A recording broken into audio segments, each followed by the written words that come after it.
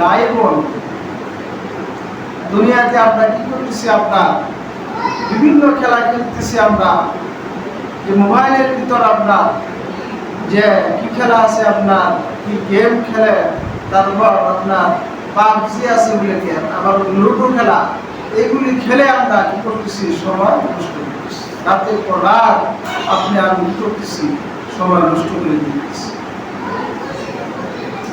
আমাদের যুব সমাজে সচেতন হতে হবে।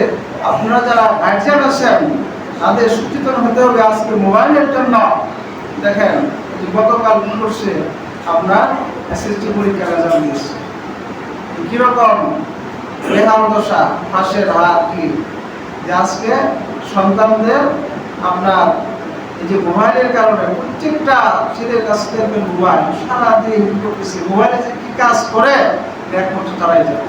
মোবাইলে কি করতেছে, আপনার খেলতেছে, গেম খেলতেছে,